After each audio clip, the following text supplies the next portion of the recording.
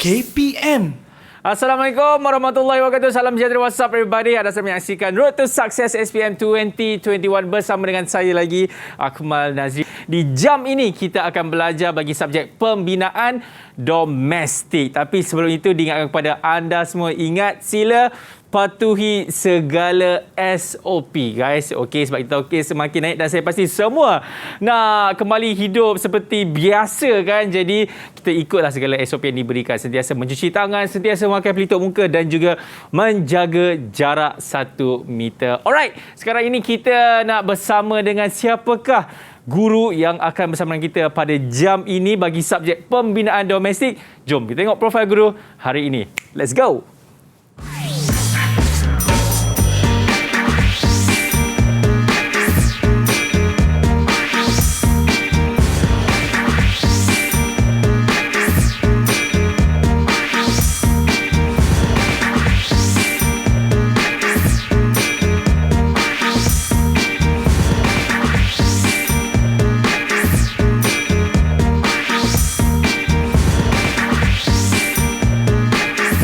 Raikan tiap detik. Detik apa? Itu kita nak tanya kepada cikgu yang mempunyai pengalaman sebanyak 16 tahun bagi subjek ini bersama dengan Cikgu Fazia. Assalamualaikum. Waalaikumsalam, Akmal. Sihat cikgu? Alhamdulillah. Alhamdulillah cikgu. Cikgu, apa yang bermaksud raikan setiap detik tu cikgu?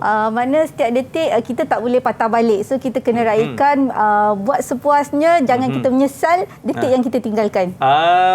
Okey cikgu. Untuk bagi subjek pembinaan domestik, jujur saya katakan ini pertama kali saya dengar bagi subjek ini. Kita nak tahu apa sebenarnya pelajar-pelajar belajar di dalam orang kata subjek ini dan juga bab yang kita akan bersama sekejap lagi ni cikgu. Okey, pembinaan domestik ialah mata pelajaran vokasional yang ditawarkan di sekolah menengah biasa, harian biasa. Pembinaan yang dia fokus kerja pembinaan, kemahiran beberapa jenis kemahiran yang kita akan ajarlah di sekolah. Okey. Dan hari ini kita akan belajar bab apa cikgu? Kita akan belajar modul 3, bahan dalam pembinaan. Bahan dalam pembinaan. Ini saya pasti pelajar-pelajar kena ambil tahu cikgu kan. Kalau tak nanti kan bahan apa dia pakai untuk buat rumah pun jadi masalah juga cikgu kan. Okey, baik. Sebelum kita nak perkenalkan pelajar-pelajar yang mana orang kata sekolah pilihan hari ini, kami di Didik TV sentiasa melakukan protokol kesihatan. Jadi diminta cikgu untuk kita pergi ke sini untuk kita melakukan sanitasi. Boleh cikgu? Boleh. Okey, jom. Let's go. Okey, silakan cikgu. Saya sila gunakan terlebih dahulu. Alright, dan selepas itu saya akan gunakan. Okey, kita akan gunakan cuci-cuci sehingga bersih pegang apa cikgu kan. Kita pun tak tahu kita pegang apa. Kes pun semakin tinggi. Jadi ini adalah salah satu perkara lah yang kita boleh cuba elakkan cikgu kan. Dan kami juga sentiasa menjaga jarak 1 meter. Baik cikgu, kita dah tahu dah pandangan cikgu sendiri mengenai apa yang pelajar-pelajar akan belajar bagi subjek ini dan juga bab apa yang kita nak dalami sekejap lagi. Tapi saya nak tahu juga pandangan pelajar mengenai subjek pembinaan domestik ini. Senang ke? Susah? Jom kita tengok. Didik TV KPM. Saya suka dengan subjek ini kerana subjek ini amat senang bagi saya, amat senang dan mudah dipahami. Subjek ini juga memberi pengalaman baru bagi saya. Saya minat dengan subjek Klein PV ni kerana saya memang minat kerja arkitek daripada saya kecil lagi. Dan saya berharap dengan belajar dekat Klein PV ni dapat tolong saya untuk menjadi pekerja arkitek bila saya besar nanti. Saya berminat dengan subjek pembinaan domestik ini kerana kita dapat mempelajari reka bentuk sesuatu rumah dan saya memang berminat untuk belajar tentang pembinaan. Didik TV KPM. Itu dia pandangan pelajar daripada SMK Pandaran Jaya Kelang. Betul cikgu saya. Pelabuhan Kelang. Pelabuhan Kelang yang itu anak murid cikgu juga. Yang mana kita akan bersama dengan mereka sekejap lagi. Tapi seperti biasa kita nak berhenti rehat dulu. Selepas ini kita mulakan kita punya sesi pembelajaran kita dengan sekolah pilihan hari. Anda semua jangan ke mana, selepas ini Road to Success SPM 2020. Jom. Didik TV KPM. Didik TV KPM.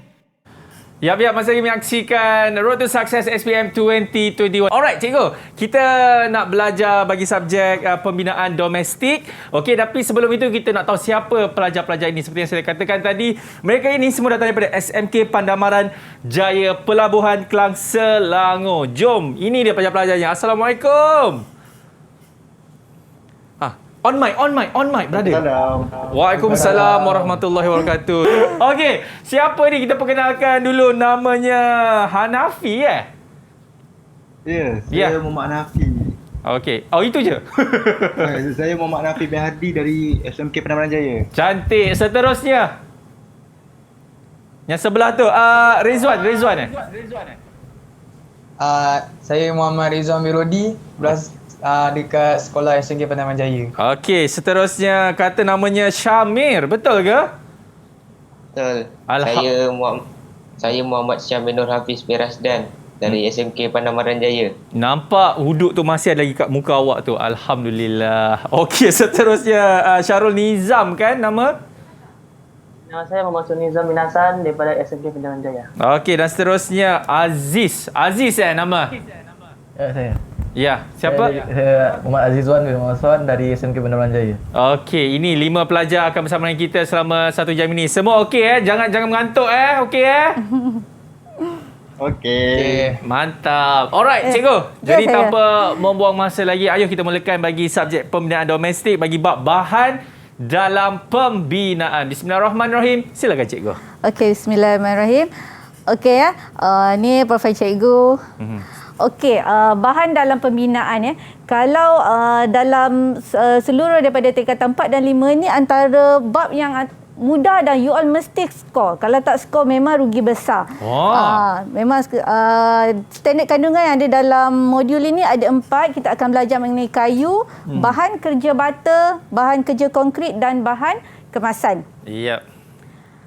Okey, kayu Kayu mempunyai ketupatan, kelembapan dan ruang udara yang berbeza. Kalau itu dia dikategorikan kepada 4 jenis, 4 kategori. Semua ada grade A, grade B, grade C dan grade D. Okey, A, B, C ni kita adalah kayu keras. Okey. Dia berat. Dia kayu keras dan berat A. Kayu keras dan sederhana berat dia grade B. Keras dan ringan grade C. Manakala grade D ialah kayu lembut. Okey, ini adalah contoh-contoh kayu yang digunakan dalam pembinaan lah, ikut grade dia. Okey. Kalau kita tengok kayu grade A dan grade B, kita akan gunakan untuk struktur rangka. Sebab dia keras, dia kukuh dan boleh dijadikan sebagai cerucuk, rasuk, tiang, gelejar, kekuda dan lantai. So, kita mesti guna kayu keras. Kalau guna kayu lembut, apa jadi agaknya? Runtuh cikgu. Bukan, tak runtuh lagi. Dia tak tahan lama Dia tak sekejap. tahan lama. Runtuh pula. Kalau kita tengok rumah-rumah kayu zaman dulu beratus tahun, dia tahan. Sebab Betul. dia guna kayu-kayu yang keras dan matang. Macam cengal semua cikgu apa? Cengal ialah contoh kayu keras lah. Okey. Baik. Okey. Seterusnya, kalau kita tengok kalau digunakan sebagai kasau, pintu, tingkap, parkir, dinding dalam dan shieling, kita banyak gunakan kayu grade C. Kenapa, kita tengok, cikgu? okey, grade C ialah kayu keras tapi dia ringan. Okey. Dia ringan sikit. Jadi bolehlah kita gunakan sebagai pintu, sebagai tingkap. Kalau kita gunakan kayu keras berat sebagai pintu, agak-agak macam mana? Berat. Nak tolak pintu pun susah. Jadi kita boleh guna grade C dan grade D. Okey. Kalau untuk dijadikan kapal laut, gerabak lori, landasan kereta api, kita masih mesti gunakan kayu yang keras. Okey. Okey, kalau kegunaan untuk perabot dan hiasan, kita boleh banyak gunakan kayu grade C dan grade D. Grade D ialah kayu tadi, kayu apa? Kayu lembut. Kayu lembut boleh digunakan sebagai perabot, ukiran, pemegang alat, bingkai gambar, kerja hiasan dan batang pensel. Okey, ini contoh-contoh jenis kayu, cikgu tak payah sebut lah. Tapi kalau senang nak ingat, kalau dalam periksa suka, kita kena ingat satu jenis kayu setiap kategori. Contoh kayu keras berat tu, kita ingat satu cukup. Biasa cengal. Cengal berat. Kalau grade B, kita ingat satu. Tualang, kita ingat dah, tak payah ingat banyak sangat kan. Kalau grade C, kita ingat kayu getah. Okey, jadi kalau kita ingat satu, sekurang-kurangnya kita ingat kumpulan kayu tersebut. Okey, boleh? Okey, cikgu sambung ya, Kemal. Boleh cikgu. Okey, apabila kita gunakan kemasan kayu, kita kena kemas dia. Kayu yang tidak dikemas, maknanya belum dirawat. Kalau kita pegang, pernah tak kita pegang kayu Oh, ni apa? Masuk dalam tersusuk selumbar. selumbar. Tu makna kayu tu belum dirawat. Jadi dia ada selumbar, dia belum dirawat lah tu. Jadi kalau kita buat kerja kayu, kita mesti lakukan kemasan, iaitu proses kerja akhir bagi kayu tersebut.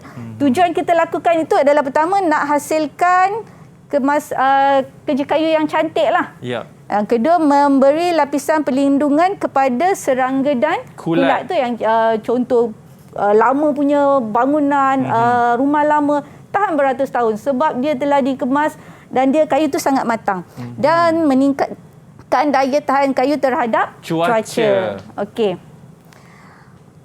Okey, apabila tadi kayu nak dikemaskan, ada beberapa jenis kemasan yang boleh digunakan untuk kita rawat kayu tu. Yang tadi nak hilangkan selumbar tadi tu kan. So ada beberapa. Kita boleh gunakan cecair lilin. Kita boleh gunakan shellac, leka, cat minyak, ada juga varnish. So terpulang kepada tuan punya tu, dia nak guna kayu tu dengan kemasan yang mana satu.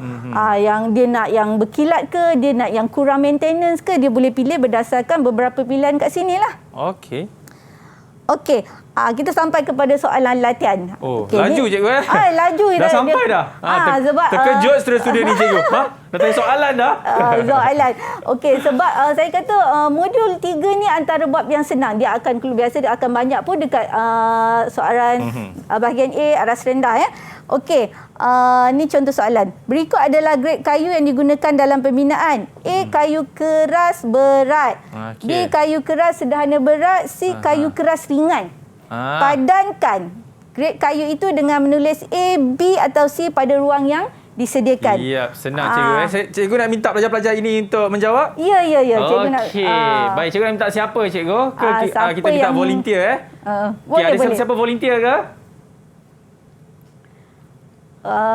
Ni senang je ni. Ya. Sangat-sangat senang. Sangat-sangat senang. Ya. Siapa boleh jawab? Nak Syarul Nizam boleh? Syarul Nizam. Siapa? Syarul Nizam. Silakan. Jawapan dia apa ni? CAB. Oi, CAB lajunya. Macam nak tahu CAB. CAB betul ke Syarul Nizam? Kita tengok cikgu. Okey.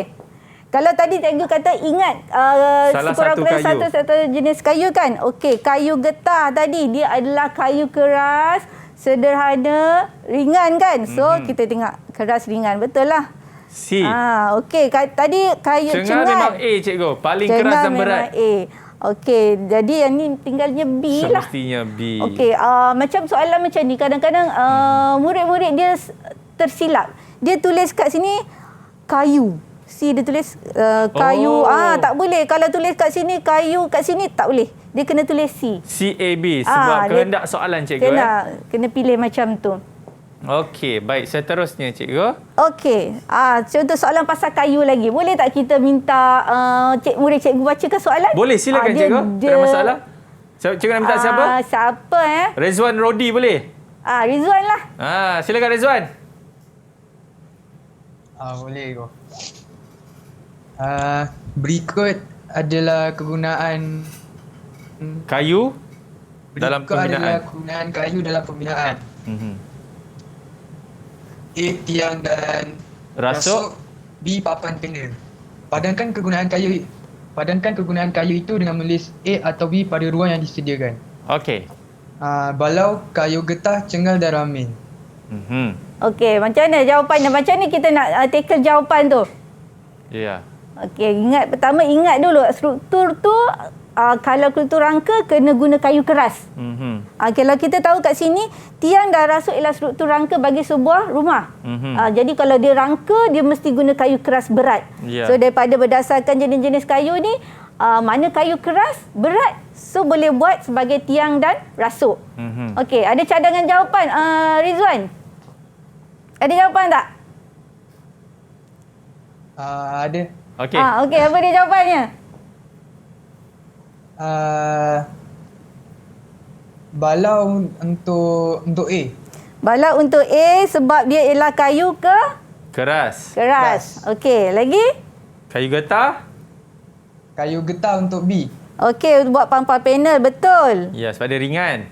Ya. Okey, cengal. Cengal untuk A. Okey, betul. Okey, dan seterusnya? Last kali B. Okey, betul ya. Okey, ini contoh mana bila murid kenal jenis-jenis kayu, dia boleh tahu dia boleh digunakan di bahagian mana bagi sesuai pembinaan. Ya. Okey, bagus. Faham. Okey, Tania, Cakap Rizwan. Okey, baik. Seterusnya. Boleh cikgu sambung? Boleh. Silakan. Okey. Okey, kita masuk kepada standard kandungan yang kedua iaitu bahan kerja bata. Secara umumnya ada 3 kita kena belajar jenis-jenis bata dulu. Okey, terdapat 3 jenis bata yang biasa digunakan. Pertama, bata tanah liat. Kalau bata tanah liat biasa warna apa? Tanah liat. Coklat. Coklat kemerahan, merah bata tu kan. Okey, betul lah tu.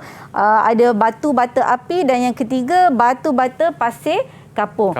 Okey, bata tanah liat pula ada beberapa jenis. Pertama, bata biasa, bata muka dan bata kejuru teraan. Nanti cikgu akan terangkan di slide seterusnya. Yang ini ialah contoh batu bata api. Batu bata api ialah bata yang digunakan di kawasan yang terdedah kepada haba yang tinggi. Contohnya ialah seperti cerobong asap, cerobong tempat pembakaran. So, gunakan batu bata api. Manakala batu bata pasir kapur, kita tengok biasanya warna putih lah. Sebab dia dihasilkan daripada pasir dan kapur. Okey, kalau kita tengok contoh kat sini, satu je contoh di lubang dia macam ni. Tapi ikutlah kilang atau syarikat yang buat tu, ada juga yang tak ada lubang, ada juga yang lubang dia segi 4. Segitiga pun ada juga, cikgu. Segitiga tak pernah buat lagi. Kita akan buat, cikgu. Kita akan buat bisnes tu, cikgu. Okey, itu maknanya kalau kita tengok warna dia putih ni mesti bata pasir kapur. Okey. Okey, tadi bata biasa. Ni yang biasa kita tengok, dia gunakan dalam pembinaan, bata biasa. Bata tanah liat warnanya merah. Kalau kita gunakan bata jenis ni mesti kena lepa sebab sisi dia tak cantik. Sisi dia tak kemas, tak licin. Jadi dia kena dilepa. Dan biasanya harganya murah lah. Kalau tengok dalam gambar ni ada macam ni, sama juga. Dia bergantung kepada pembekal yang membekalkan bata ni. Ada juga yang tadi bata dia lubang dia 3. Ada juga bata dia lubang dia 8. Dia ikut pembekal tu lah. Ada yang macam ni, panjang macam ni pun ada. Itu apa, cikgu? Batu bata ke? Bata juga. Cikgu saya dulu ingat roti, cikgu. Bukan. Sebab kadang-kadang kalau kat negeri lain mungkin bata dia lain. Lubang dia berbeza sebab mungkin di Sabah lubang dia lain. Jadi takut murid-murid ni terhad pada gambar saja seperti yang dalam buku teks. So ni gambar ni cikgu ambil dari buku teks ya. Okey, baik. Okey, bata muka pula. Bata muka ni sama juga, dia hasilkan daripada tanah liat. Cumanya muka dia cantik. Sebab tu dia bata muka. Sisi dia ni sangat kemas dan cantik. Jadi kalau kita gunakan bata ni, kita tak perlu lepa dah. Biasanya dia harga dia mahal sikit, berat sikit. Sebab tu kita panggil bata muka, facing bricks. Kalau kita tengok dekat KL, bangunan apa yang tidak dilupa? Bangunan apa yang tidak dilupa? Digunakan bata merah ni. Ikon.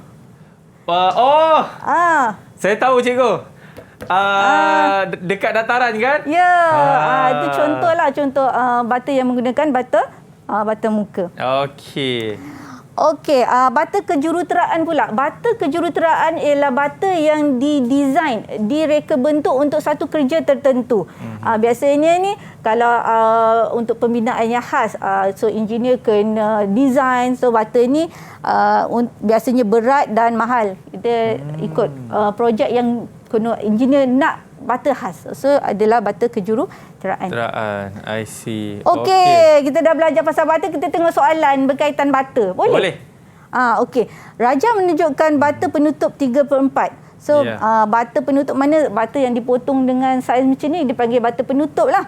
Biasa murid-murid cikgu, murid yang mengambil pindahan domestik memang dia kena belajar potong lah, guna mesin dan potong bata saiz inilah. Okey, tandakan bagi penyataan kerja memotong bata penutup 3/4 yang betul dan pangkal bagi yang salah pada petak yang disediakan. Okey, kita minta Hanafi boleh cikgu? Boleh. Hanafi boleh, Hanafi? Steady Boleh. Okey, Jun, let's go. Jawapan dia betul, salah, betul. Apa yang betul, apa yang salah? Baca. Okey. Yang betul. Yang betul merendam bata. Betul. Yang seterusnya meminyakkan bata apa? Meminyakkan bata salah. Okey, salah. Mengukur dan menanda bata betul. Okey.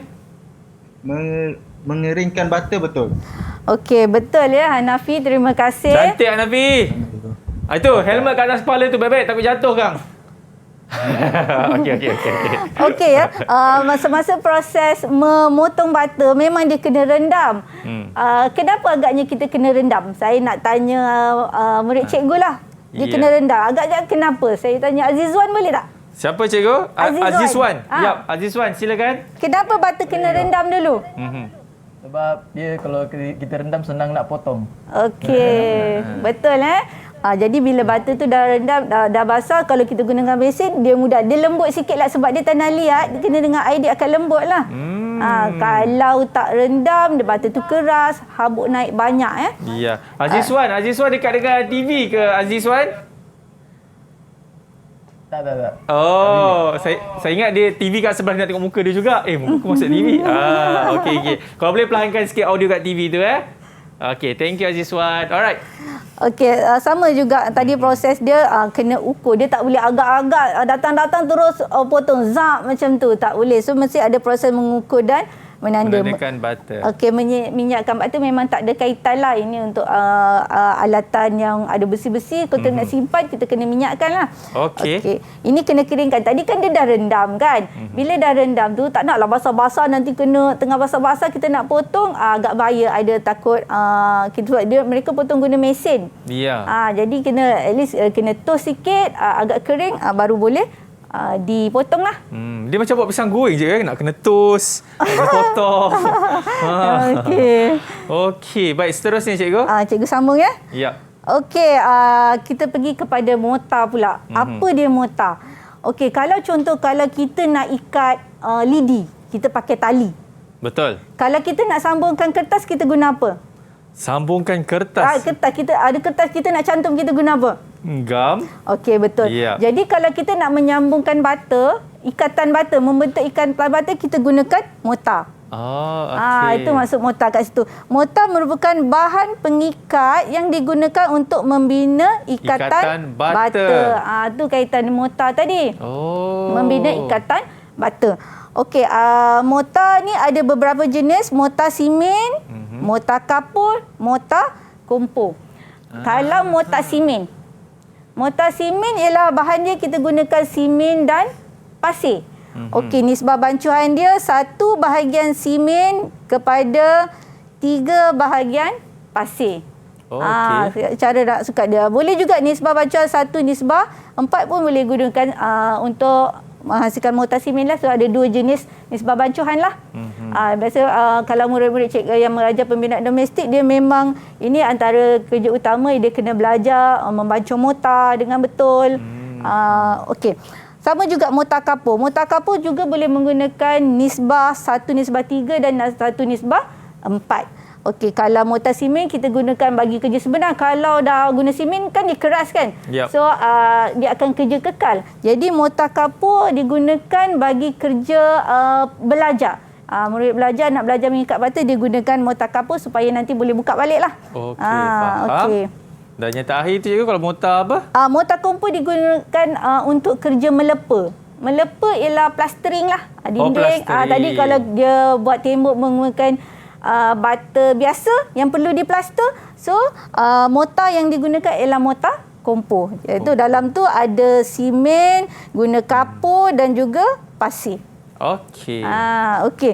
Kita tengok kriteria mortar yang baik. Bahan pengikat yang baik mesti mempunyai kekuatan yang cukup bagi tujuan kerja-kerja bata.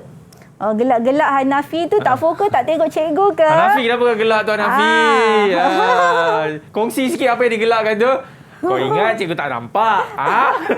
Kau ingat cikgu tak nampak apa kau buat? Okey. Dia mesti mempunyai sifat kebolehkerjaan yang tinggi. Kebolehkerjaan tu maknanya keadaan air simen dalam tu mesti sedang-sedang elok. Yeah. Kalau misalnya mortar tu terlalu keras, dia susah dikerjakan. Kalau mortar tu terlalu cair, banyak sangat air, dia terlalu lembik pun juga susah nak dikerjakan. Ya. Okey, mesti tahan lasak daripada sebarang cuaca dan tindakan bahan kimia. Okey, menjadi bahan pengikat yang baik antara mortar dengan bata. So, ini antara ciri-ciri mortar yang baik. Baik. Okey. Boleh cikgu? Ya. Kita nak bertindak dulu boleh cikgu? Okey, boleh. Sebab nampaknya macam Hanafi dia macam tak fokus. Nak kena rotan ni. Nak kena piap ni. Okey, kepada anda semua jangan ke mana. Selepas ini, kita akan sambung balik kita punya subjek pembinaan domestik dalam Road to Success SPM 2021. Selepas ini. Didik TV KPM. Didik TV KPM. Menyaksikan Road to Success SPM 2021 bersama dengan Cikgu Fazli dalam subjek pembinaan domestik. Pelajar-pelajar okey Masih boleh ikut lagi kejap lagi je. Pokok dah lepas tu nak buat apa buat Okey, baik cikgu jom. Kita sambung balik di kita punya kelas. Okey, cikgu sambung. Tadi mortar. Okey, tadi dah belajar mortar kan? Cikgu bagi latihan pula. Latihan yang mudah. Okey, ini soalan betul dan salah. Okey, tandakan right bagi penyataan kerja membancuh mortar. Nanti kalau mirip, kalau jumpa soalan macam ni, dia kena highlight lah. Mana keyword dia. Membancuh mortar kapur yang betul dan salah bagi petak yang disediakan. Okey, kalau cikgu tanya murid cikgu boleh? Kita minta Syamir boleh cikgu? Boleh, Syamir Nur Hafiz. Silakan. Tandakan dia bagi penyataan kerja membancuh mortar kapur yang betul dan tidak bagi yang salah dalam petak yang disediakan. Okey.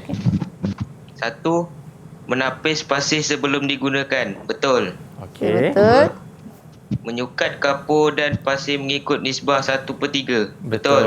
Okey. Yang ketiga, membasahkan pasir sebelum ditapis. Salah. Yang ketiga, menyediakan air mengikut nisbah yang sesuai. Salah. Okey, salah. Yang ketiga, yang kelima, menggaul bancuhan mortar menggunakan skop. Betul. Okey, betul. Baguslah Syamil. Jawapan semua betul. Alhamdulillah. Okey. Kat sini pasir mesti tapis dulu. Kita tak boleh guna pasir yang kotor. Sebab kalau guna pasir yang kotor, dia akan mengganggu bancuhan mortar tu. Ada batu lah. Kalau nak buat kerja payah. Okey, kena sukat. 1/3. Basahkan pasir sebelum ditapis tak boleh. Kalau pasir dah basah nak tapis kan susah. Susah. Pasir jadi berat cikgu Okey, air tak ada dalam nisbah sebab nisbah bancuhan ialah nisbah bahan saja. Kadang-kadang kalau kita gunakan pasir yang basah, so kita macam mana nak suka air dalam pasir kan, sebab tu air tak ada dalam nisbah bancuhan. Cikgu teruskan ya. Sekarang kita tengok bahan kerja konkrit. Okey, kalau kata konkrit saja, bahan-bahan ni mesti wajib ada baru dia kita namakan sebagai konkrit. Pertama ialah simen. Kedua ialah aggregate atau kita boleh panggil batu bau kasar. Okey, kita ada pasir atau batu bau halus, bahan tambah dan juga air. Okey, kalau simen ada beberapa jenis simen. Tapi secara meluas je, kalau untuk kerja mengikat bata, membancuh konkrit, kita guna simen Portland biasa. Ada juga simen gam untuk kerja memasang jubin. Ada simen khas yang cepat keras. Tapi kalau di bengkel biasa kita guna simen Portland biasalah. Okey, batu bau kasar. Batu bau kasar aggregate, saiz yang kita gunakan untuk bancuh konkrit ialah 6 mm hingga 12 mm. Dia tak adalah kecil sangat, tak adalah besar sangat. Okey, juga pasir. Pasir mestilah pasir yang bersih, tak ada benda asing. tak ada pasir yang bergaram atau beralkali sebab dia akan mengganggu mutu konkrit yang digunakan lah, yang dihasilkan nanti. Manakala bahan tambah ialah bahan kimia lain yang kita tambah supaya mendapatkan fungsi tertentu. Contoh kita nak hasilkan konkrit yang tahan haba. Mungkin ada bahan tambah yang kita perlu tambah. Mungkin agen pemerengkap udara. So ada bahan tambah special. Tapi setakat membaca konkrit biasa, kita tak perlu tambah bahan tambah. So tambahkan air saja. Okey. So air pun guna air yang bersih lah. Tak boleh air longkak, air kotor, ada keladak, tak boleh. Okey. Seterusnya. Okey, nisbah bancuhan konkrit. Okey, kekuatan konkrit, kalau kita pasal konkrit mesti kita tahu kuat dia. Kekuatan konkrit bergantung kepada nisbah bancuhan konkrit. Grade konkrit menunjukkan kekuatan ciri mampatan konkrit apabila konkrit tersebut mencapai umur 28 hari. Okey, jadi konkrit dah 28 hari dia akan capai kekuatan dia kalau kita guna nisbah yang dah ditentukan. Contoh ada beberapa jenis nisbah bancuhan yang murid-murid ini belajar. Pertama, grade 15, 136, nanti satu ialah untuk simen. Okey, simen. Okey, ini pasir, ini ialah batu bau. Bahagian batu bau yang digunakan. Grade 15, ada konkrit grade 20, gunakan 124, grade 25, 1, nisbah 1,5, nisbah 4 dan grade 30. Iaitu dia gunakan 112 punya bancuhan. Okey, cikgu teruskan ya. Boleh cikgu. Okey, jenis bancuhan konkrit. Berdasarkan amalan CP114, terdapat 3 jenis bancuhan konkrit. Apa tu CP114? Okey, ini ialah nisbah bancuhan konkrit standard yang dikeluarkan oleh British Standard yang digunakan oleh Institut Kejuruteraan Malaysia. Okey, kita gunakan kod piawai ni. So, dia kata ada 3 jenis bancuhan konkrit. Pertama ialah bancuhan piawai. Yang kedua ialah bancuhan reka bentuk dan yang ketiga ialah bancuhan nominal. Okey, bancuhan piawai ialah bancuhan konkrit yang dah ditentukan kekuatan dia. Jadi biasanya kalau konkrit grade 30 dan ke bawah kita dah tentu. Kalau grade ni kita dah tahu kekuatan dia. Okey, manakala bancuhan reka bentuk ialah biasanya adalah konkrit yang kekuatan dia lebih daripada 30. Biasanya jurutera akan tetapkanlah kalau nak bina sekian struktur perlukan kekuatan yang lebih, so jurutera akan tetapkan kekuatan konkrit tersebutlah. Okey, manakala bancuhan nominal ialah bancuhan yang ditetapkan mempunyai kekuatan yang minimum saja. Biasanya bancuhan nominal ni dilakukan kalau kita bancuh guna tangan, kita akan dapat kekuatan minimum. So dia adalah bancuhan nominal. Okey, seterusnya. Kesesuaian bancuhan konkrit dengan jenis binaan. Okey, kalau konkrit grade 15 tadi yang kita menggunakan 136, so 1 bahagian simen, 3 bahagian pasir dan 6 bahagian batu bau. Kalau di bengkel, kalau macam mana kita nak sukat tu, kalau kita suka guna baldi, 1 bahagian simen. So 3 kali pula pasir, 6 kali pula batu bau. Itu maksud dia. Okey. Kalau kita guna konkrit nisbah yang ni, kita sesuai digunakan bagi pembinaan lantai. Konkrit jisim yang kurang mengalami mampatan serta tegangan. Contoh binaannya ialah lantai tidak bertulang atau alas konkrit. Okey, ini contoh lantai tidak bertulang ya. Okey, cikgu teruskan.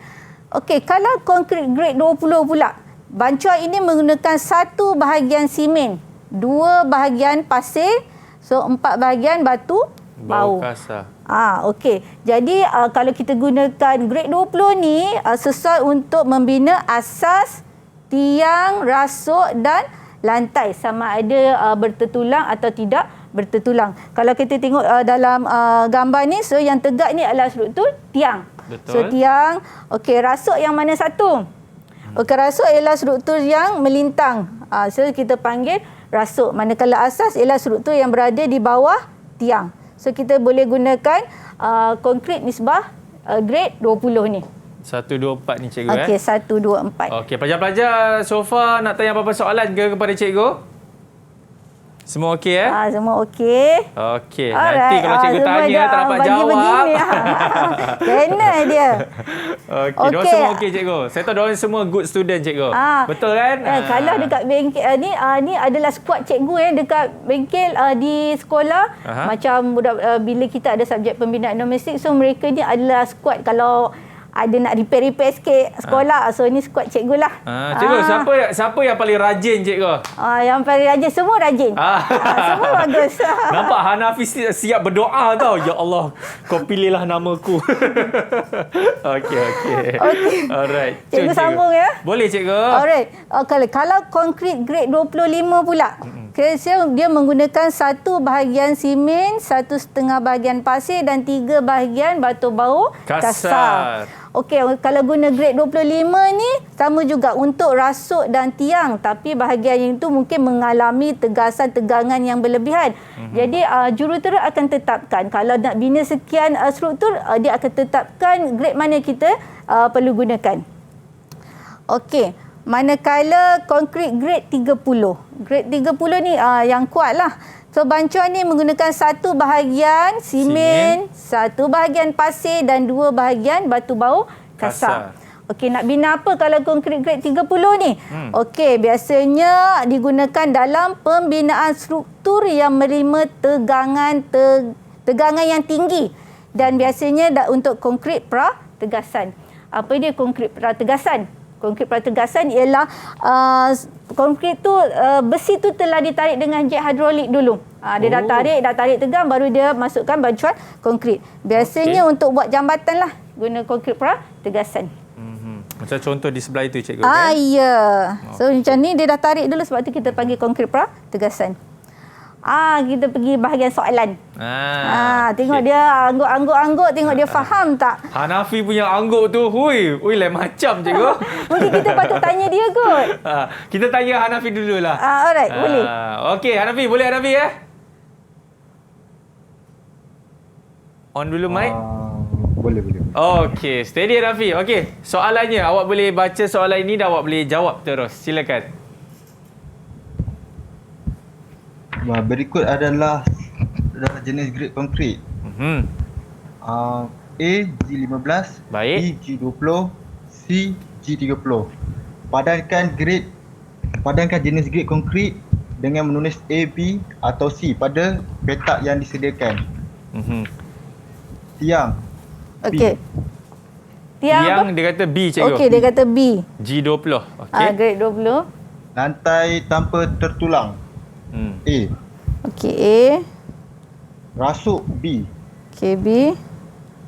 Jabatan C. Okey, betul. Bagus Hanafi. Nampak Hanafi?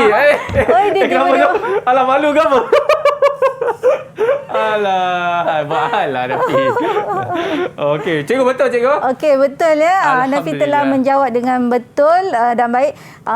Cikgu nak ingatkan sekali lagi, ini cara jawab yang betul. Dia akan salah kalau dia tulis kat sini B tadi G20 kat sini. Bukan tulis yang ini, kena tulis kod dia dekat sebelah sini. Tapi cikgu, waktu Hanafi menjawab soalan ini cikgu, saya nampak mata dia macam pandang ke bawah, macam ada jawapan lah Hanafi. Ada jawapan kan Hanafi kat bawah tu? Tak ada. Okey. Cikgu teruskan? Boleh cikgu, let's go. Okey, soalan lagi. Anda diminta untuk mereka bentuk sebuah rak peralatan mandian yang akan dipasang pada bahagian dinding bilik mandi. Okey, lakarkan satu reka bentuk berlabel. Lakar dan label. Bagi menghasilkan rak itu supaya kriteria yang diperlukan kukuh apabila dipasang pada dinding dan peralatan mandian itu tidak mudah jatuh apabila diletakkan. Okey, B1, cadangkan bahagian kemasan yang sesuai digunakan pada rak itu dan berikan alasan kesesuaian bahan tersebut. Okey, ini contoh soalan struktur lah. Okey, macam mana nak jawab? Okey, tadi mereka kena lakar ya. Bila murid melakar jawapan, pastikan ada beberapa aspek yang perlu dia ingat. Bila lakar, mesti lakaran dalam bentuk 3 dimensi. 3 dimensi tu maknanya kita nampak panjang, lebar dan dia punya tinggi. Okey, berlabel. Dia kena label apa yang dia lukis.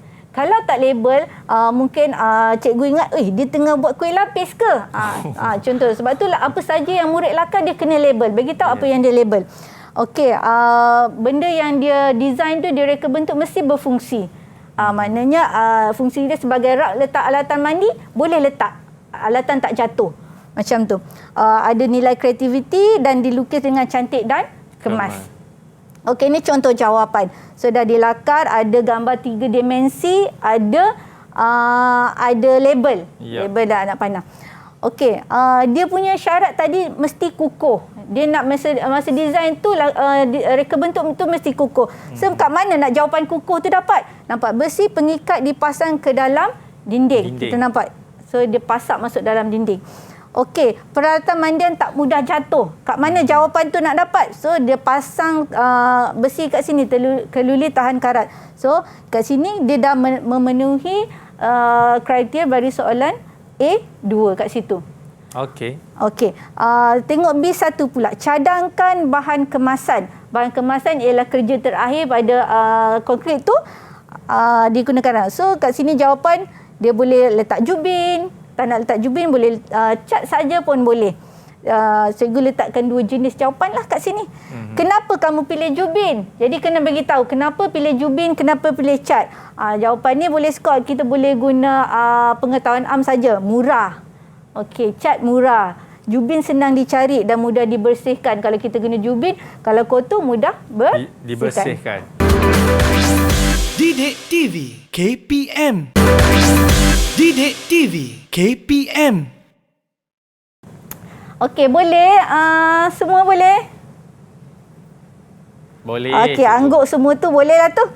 Okey, cikgu teruskan ya. Boleh cikgu. Okey, kita masuk kepada bahan kemasan. Bahan kemasan bagi kerja pembinaan lah. Ini ialah yang terakhir, standard kandungan terakhir bagi modul 3 ini. Okey, yang ini pun mudah skor. Tak skor jaga budak-budak ni. Okey, apa dia bahan kemasan? Kemasan merupakan peringkat terakhir bagi mewujudkan keindahan dan kecantikan sesuatu bangunan. Okey, kemasan juga dilakukan untuk menutup kesan cala atau cacat pada permukaan dinding dan lantai. Jadi masa bina tu memanglah nampak kasar, nampak apa, tapi at the end kita tengok macam tempat ni jadi cantik sebab kita telah pasang bahan kemasan yang sesuai bagi ruang tersebut. Okey, proses pengemasan dilakukan menggunakan beberapa bahan tertentu dan sesuai mengikut jenis permukaan. Okey, kemasan lantai. Proses air tadi lantai pada lantai konkrit, kita letak kemasan akhir dia. Okey, boleh guna lepaan simen saja. Boleh guna jubin seramik, boleh guna terazzo, boleh guna pakir. Ada beberapa jenis yang dalam pasaran lah, bergantung. Biasanya kos lah. Kos. Kemasan akhir ni bergantung beza. Kalau yang mahal macam ni, pakir, seramik mahal. Kalau yang macam ni, simen murah lah. Okey, cikgu teruskan. Okey, kemasan dinding pula. Kemasan dinding ada 2 jenis. Pertama yang keras. Yang kedua ialah yang lembut. Biasa yang keras ni, contoh kemasan dinding yang keras ialah panel kayu, mozaik, jubin, marmar, granit. Dia keras, kita sentuh dia keras. Okey, biasa sesuai dipasang di mana? Dinding luar lah. Sebab dia kalis cuaca, kalis air. Manakala bagi kemasan lembut pula ada beberapa jenis, iaitu contoh cat air, cat minyak, gypsum board, perekat dinding berbusa ataupun foam 3D wallpaper, kertas dinding, fabric vinyl. Ini semua lembut. Kalau kita sentuh dia lembut. So sesuai untuk dinding dalam. Okey, kalau kita letak dinding luar apa jadi? Habis cikgu. Habislah. Rosak. Cepat rosak. Jadi maintenance-nya tinggi pula. Rugi kat situ. Okey, kita pergi kepada soalan berkaitan dengan kemasan. Okey, berikut adalah jenis kemasan dinding pada bangunan. A. Kemasan lembut. Tengok kemasan dinding pada bangunan, kemasan lembut. B. Kemasan yang keras. padankan jenis kemasan itu dengan menulis A atau B pada petak yang disediakan. Okey. Boleh tanya mereka lagi? Boleh cikgu. Siapa nak volunteer? Siapa? Ridwan lah. Ridwan tak jawab lagi. Rizwan Rodi, boleh? Okey. Boleh. Silakan. Mozaik jawapan dia A. Mozaik. Bukan. Mozaik B. Mozaik B. Okey. Fabrik A. Bawah dia A. Okey, gypsum board. Alright. Grafik B. Okey. Mozaik kita tahu. Okey, terima kasih Rizwan Wadi. Terima kasih Rizwan. Okey, kita tengok dulu jawapan macam mana. Okey, mozaik betul dia yang keras, favorite vinyl ialah lembut. Okey, betul ya. Mereka telah jawab dengan betul. Nampaknya mereka fahamlah pelajaran kita hari ini. Ya. Okey. Cikgu, tadi kan cikgu waktu cikgu sebut nama Rizwan kan, Hanafi gelak-gelak cikgu. Betul. Macam tu lah dia kat gelas. Gelak-gelak sampai menggoyang. Dia kat kelas macam tu cikgu. Goyang kepala dia. Cikgu, yang penting cikgu, rambut dia cikgu. Saya kira dia ada 5-6 kali dia betulkan rambut belah tengah dia cikgu. Okey. Tengok soalan terakhir ni. Soalan terakhir. Okey, tandakan right bagi penyataan kerja menyelenggara lebihan cat. Keyword dia kena underline kat situ. Ya. Yang betul dan salah yang salah bagi petak yang disediakan. Okey, membuang lebihan cat ke dalam longkang. Okey, siapa nak jawab? Volunteer? Terbagi peluang kepada anda. Siapa yang belum kena lagi? Membuang lebihan cat ke dalam longkang. Syarul Nizam.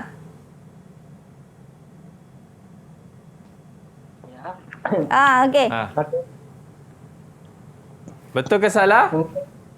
Salah. Okey, salah. Okey. Membasuh dulang cat dengan aliran air yang banyak. Betul ke salah? Salah juga. Salah. Okey, salah. Menyimpan cat di dalam bekas tertutup dan kedap udara. Betul ke salah? Betul. Betul. Dan terakhir sekali, menuang lebihan cat ke dalam tong cat. Salah. Salah. Okey, kita tengok jawapan yang dia pilih betul ke salah Okey, membuang lebihan cat ke dalam longkang memanglah salah. Mana boleh buat macam tu? Betul. Habis longkang jadi biru. Pencemaran alam pula. Yap. Okey, membasuh dulang cat dengan air yang berlebihan sebenarnya betul sebab biasa kalau nak basuh ni memang guna air banyak sebab banyak. Kan cat agak pekat kan. Yep. Kita gunakan air yang banyak. Kalau tidak dia tak mau keluarlah cat tu. Okey, simpan cat di dalam bekas tertutup dan kedap udara betul. Menuang lebihan cat ke dalam tong cat ni betul lah. Habis nak simpan kat mana pula? Simpan balik kat dalam tong dia lah. Okey. Okey nanti kena study lebih sikit lah ni dah pilih jawapan salah ni. Okey, baik. Cikgu, mungkin cikgu boleh buat rumusan cikgu apa yang kita dah belajar selama 1 jam ini cikgu. Okey, jadi murid-murid yang mengambil pembinaan domestik, ini modul 3, modul yang mudah. Murid-murid mesti skor. Kalau tak skor memang rugi besar dan cikgu yakin dan percaya semua yang belajar pembinaan domestik boleh jawab modul ini dengan baik insya-Allah. SPM 2021. Amin. Dan juga saya juga yakin dan percaya bahawa pelajar-pelajar daripada SMK Pandamaran Jaya Pulau Gelang mereka akan mendapat keputusan yang cemerlang cikgu. Amin. Bukan saja bagi subjek ini, bagi juga subjek-subjek yang lain. Okey? Alright, insya-Allah. Okey. Kepada anda semua diharapkan selama 1 jam ini yang mengambil bagi subjek pembinaan domestik ini sedikit sebanyak dapat membantu anda sewaktu hari peperiksaan nanti. Dan juga cikgu, terima kasih cikgu. Terima kasih Amal. Segala ilmu yang cikgu curahkan sangat-sangat kami hargai cikgu. Terima kasih. Alright, kepada anda semua kalau ada salah dan silap kami mohon maaf. Saya Akmal Nazri. Kita jumpa lagi dalam Road to Success SPM 2021. Assalamualaikum. Bye-bye. Ciao. Didik TV KPM. Saya Siti Nurbayan binti Muhammad Saad, ibu kepada Muhammad Hairul Iqbal bin Mustafillah. Harapan saya untuk anak saya SPM tahun ni supaya anak saya dapat menggunakan ilmu yang diajar oleh guru dengan baik untuk masa akan datang. Supaya dia lebih cemerlang dalam apa jua bidang yang diminati olehnya. Assalamualaikum warahmatullahi wabarakatuh. Saya Puan Lucy binti Martin, mak kepada Muhammad Rizwan bin Rodi, kelas 4 MPV SMK Penemaran Jaya. Harapan saya pada Muhammad Rizwan, semoga dia akan mencapai cita-cita dan impian dia. Semoga dia akan lulus dengan cemerlang SPM next year dan jadi anak yang soleh, yang berjaya dunia dan juga akhirat, insya-Allah.